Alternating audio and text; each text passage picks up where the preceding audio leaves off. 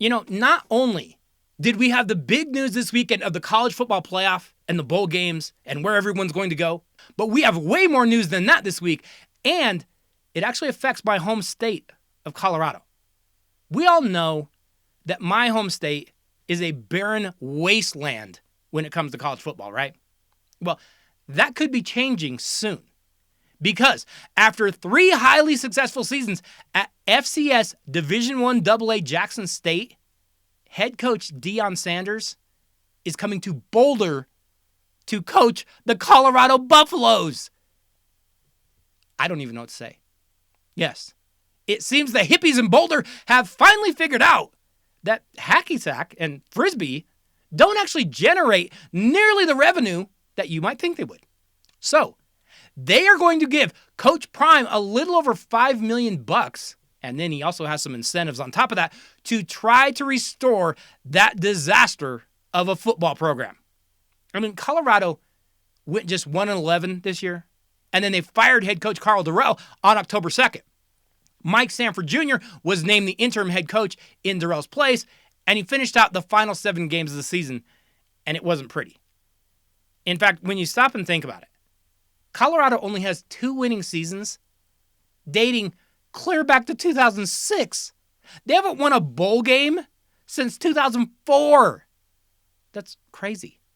And when you think about this, since 2005, some of the coaches that Colorado has gone through, they're pretty forgettable names. Carl Durrell, Mel Tucker, who left, Mike McIntyre, who was awful, John Embry, who was worse, Dan Hawkins, also terrible, and let's not forget all of the raping that went on under Gary Barnett. Hey, with the changes coming to the Pac-12, the Buffaloes are hoping to turn things around with Deion leading the charge. Sanders comes with just 3 years experience coaching college football, but he went 27-5 at Jackson State.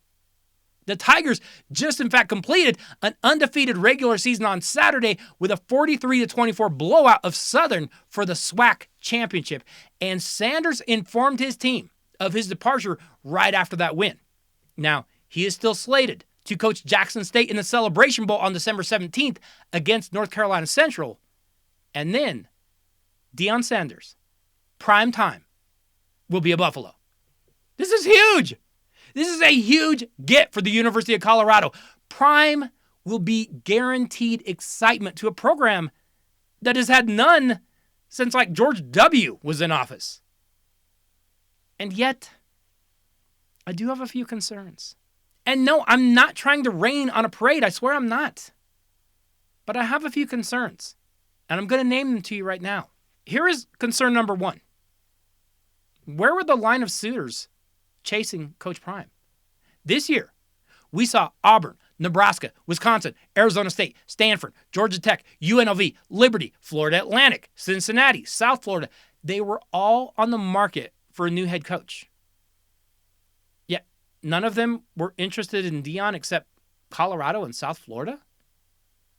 That seems weird to me. Unless they know something about, his background. Or maybe they were scared off by something. I don't know. Or, and I'm just spitballing here, maybe they just look at Deion beating FCS schools with legit Division I players and think, big deal. Come up to this level, you're going to be more evenly matched. It's not going to be that easy here. And that's a possibility. That is concern number 1.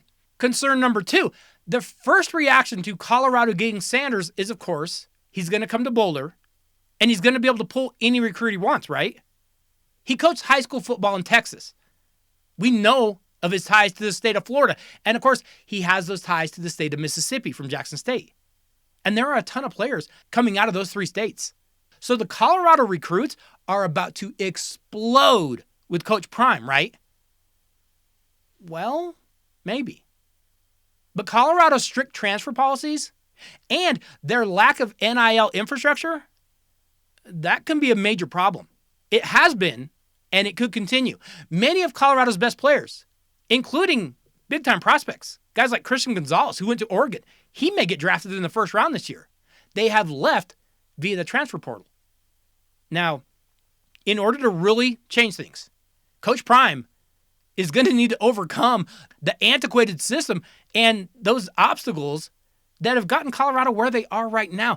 It's not an accident that they're terrible.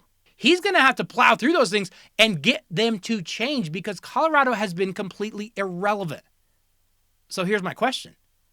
Are the hippies going to completely revamp their athletic outlook? They had better.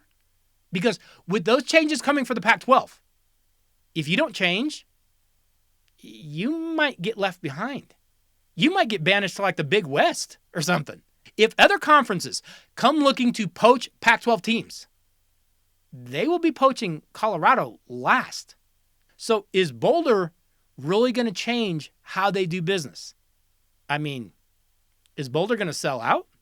I have no idea, but I'll tell you this, I can't wait to find out. Finally, I have a third concern. There is the reality that no one in Boulder, or in the state of Colorado, is going to want to hear. And I really feel bad even saying it. I do. I'm sorry. But I have to say this, don't I? Can I say this? Okay, I'm going to say this. And I don't want you to get offended. I don't want you to get hurt feelings. Yes, I'm talking to you, young Jimmy. This is going to hurt me as much as it is you. Actually, it's not, because I live in reality. But I still have to say it. In the grand world of college football, the state of Colorado is not a destination for anyone. Coaches, players, whatever. No one says, okay, Colorado is my dream. Not the players that Deion may bring. And most of all, not Deion himself.